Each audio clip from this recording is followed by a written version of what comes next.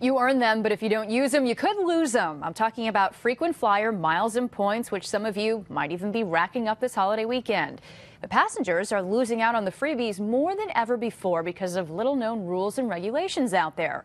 There are a lot of them, but tonight I focus on the fine print for you and get the bottom line to make your miles go further.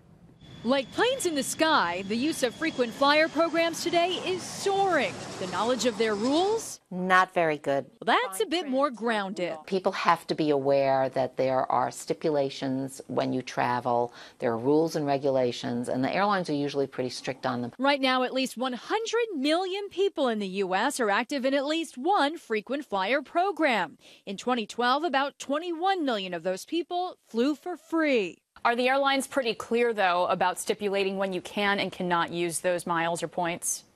No, you think the IRS has a lot of rules?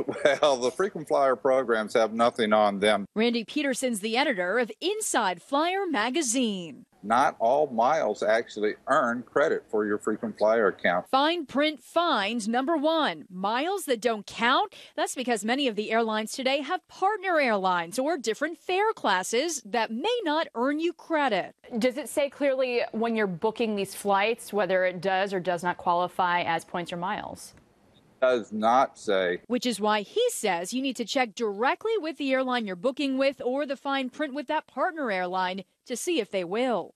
Another fine print find to watch for, miles or points that expire. I get letters almost daily from people that have lost their miles. Any idea how many miles actually expired last year? Honestly, about 40 billion miles expired last year from people not paying attention. Some airlines do tell you up front. JetBlue on its site saying that points don't expire as long as you have activity at least once in a 12-month period. On other airlines like American, United, and U.S. Air, they expire after 18 months without activity, but that's buried way down in their terms and conditions. And how about Southwest? Their program clearly touts your points don't expire.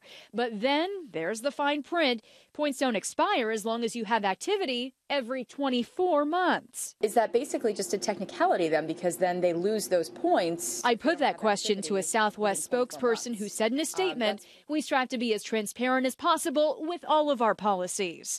And finally, there's this find, a new policy quietly enacted by Delta. Most airlines allow you in your will to leave your accumulated miles to someone else.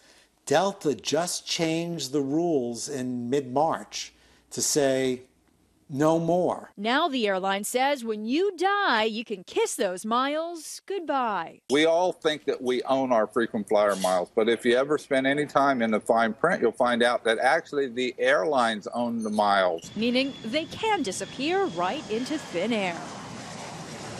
And that's why Peterson also suggests that family members have copies of your account numbers and your passwords just in case they do need to transfer. And one more suggestion from him, he says that it might be a good idea to redeem those miles as hotel points since typically they have very few problems when it comes to restrictions.